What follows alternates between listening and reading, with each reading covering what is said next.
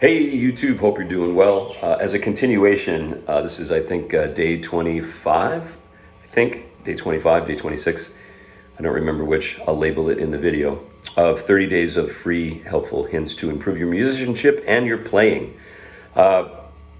Last video I talked about adding nines to chords in the open position or the first position, which would include open strings. So that these are available to us in all 12 keys. I wanted to continue by setting up these chords and showing you the process or the method in which I went about doing this, and you can go about doing this, without any open strings. And so the first thing we're going to do is we're going to set up root 6, 3 spread triads, root position, first inversion, and second inversion.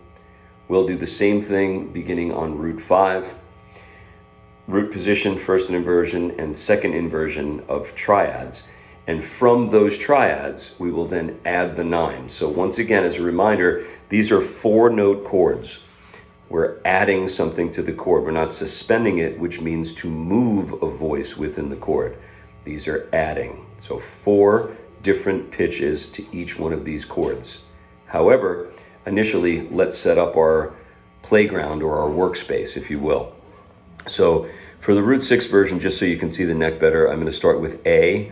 So all the notes for the triads themselves are going to be on string 6, string 4, and string 2. So 6, 4, 2. So I have A, which is the root, E, which is the 5th, and C sharp, which is the 3rd.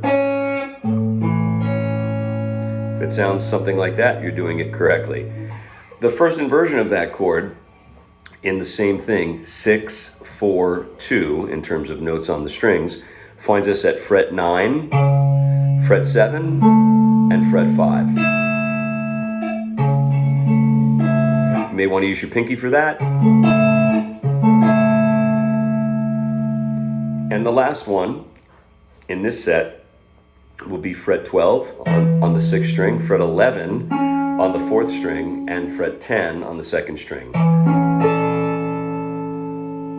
So those are your 3 inversions. If we were to continue, we'd be back at the first one that we started on, but an octave higher. For now, these 3 will be fine. All right, now that we have those under our fingers, let's go ahead and begin to add 9s and see how we can manipulate these chords to make them sound a bit cooler instead of just plain triads. Even though spread triads sound pretty great, it's nice if we can add a note to them. So, our first one, well, the chord is A, and so the 2 or the 9 would be the note B. It just so happens that there's a friendly B. I say friendly, meaning there's not much we have to do. It's right under my finger there on string 3 at fret 4. So if I put the first thing I had, and then I add that 3rd finger, that's much nicer sounding than the plain triad, in my opinion.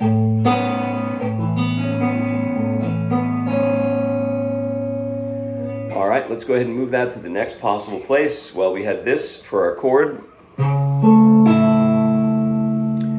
Well, we have a little bit of a problem because 2 of the closest B's, one of them is here. I would have to sacrifice the root in order to be able to get that, and that's not an option because we need 4 individual notes.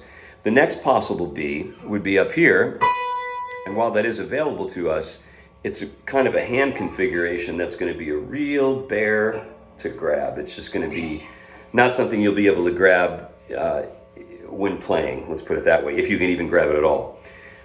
So what I'm going to do is a really cool trick, and this may be the thing that you might want to pay the most attention to in this video, where I'm going to displace this note E at fret 5, string 2.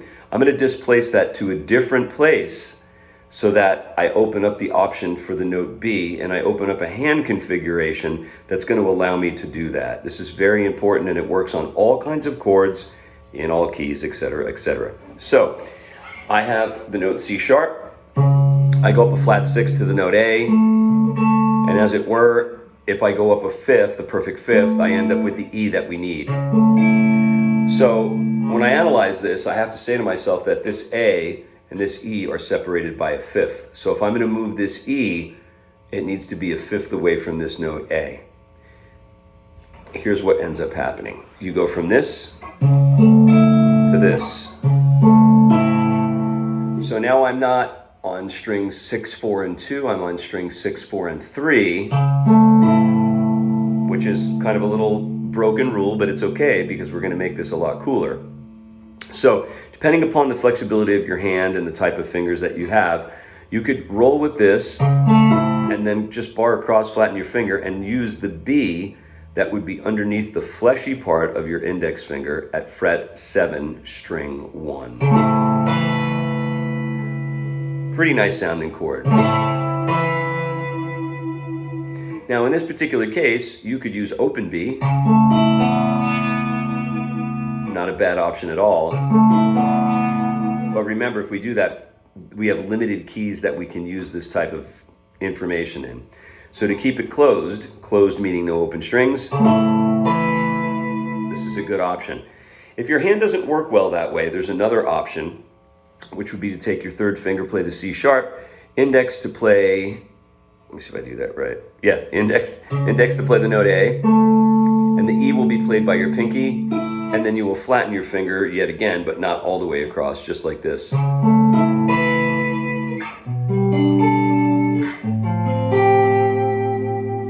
So those work rather well, okay? All right, let's move to our last one. So you remember that that was 12, skip a string, 11, skip a string, 10. All right, well, I have the same sort of situation where I don't have a B that's convenient to me. And if I do use that B, I'm going to be taking away a note that I need in the chord. So that's not an option. So I'm going to displace, geographically displace, not rhythmically, geographically displace this note A onto the third string. And so I now end up with this. So middle finger is 12 on string 6. Index finger is 11 on string 4. And your small finger or pinky is the A note or the tonic, fret 14, string 3. Which now allows my third finger, which is doing nothing at all, to grab the B that's at fret 12. So now I have this sound. That solves our problem.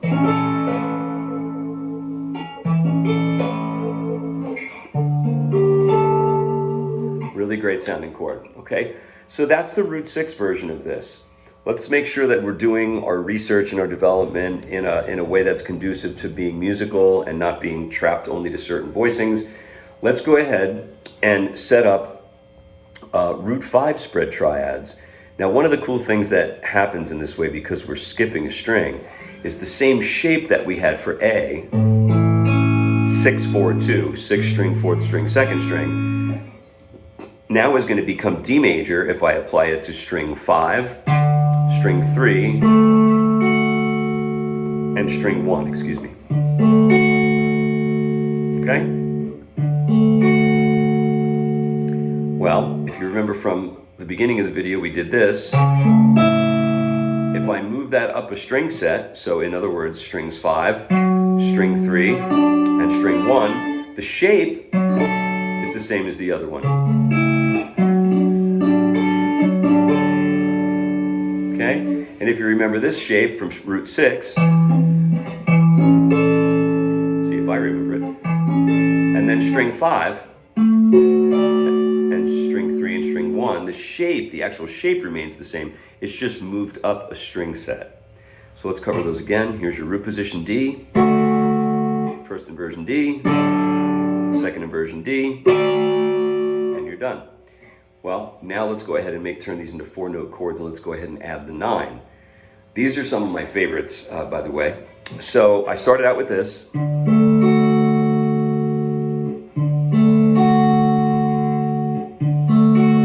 now going to turn that into this. I need the note E, because the second or the 9 of D is E. Well, it's hard for me to get an open string with this fingering. It's kind of a pain.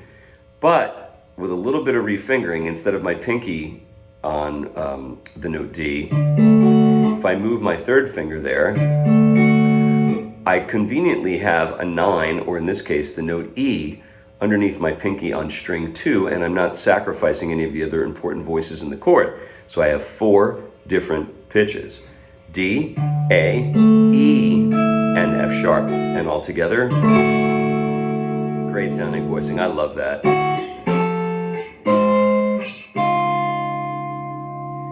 All right, let's move to the next voicing. We had F sharp, D, A. Well, I'm gonna need an E, and once again, I don't have an available one, right? I mean, I could, it's okay like that, but I kind of like this a little bit better. I'm gonna displace or relocate this note A over here on the second string. So now I have F sharp on string 5, D on string 3, and A on string 2. Well, that's my displaced triad now, but I still need an E. So with a little bit of refingering effort, let's have the F sharp be taken care of by our second finger.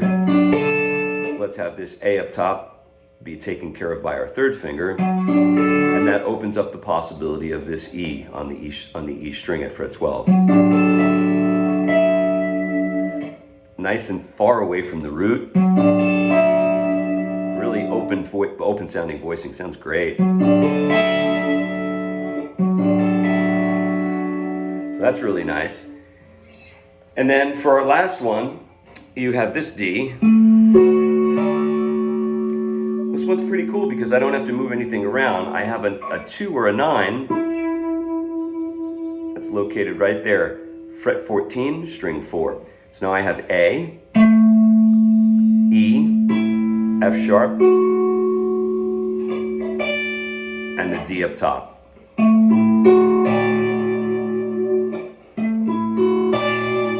Some of you watching may recognize it from a voicing like this. And that's perfectly fine. You can certainly use that as well.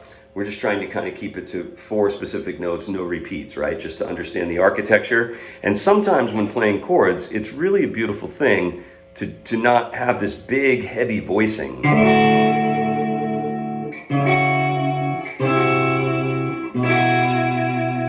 Some really nice things that can be done with these. I hope this information is helping everyone. If you enjoy the content, please do subscribe. I found out from Google Analytics that probably, 95+% of people who watch these videos on my channel are actually not subscribed. Go ahead and subscribe. I don't send that many videos out. I won't annoy you too much. But subscribe, hit the bell, so this way you're notified when I do drop other content, which is usually once to twice a week. And yeah, I'm just trying to share some information with guitar players and be part of a YouTube community of guitarists. I sincerely appreciate you watching. Have a great day and thanks for your time. Bye-bye.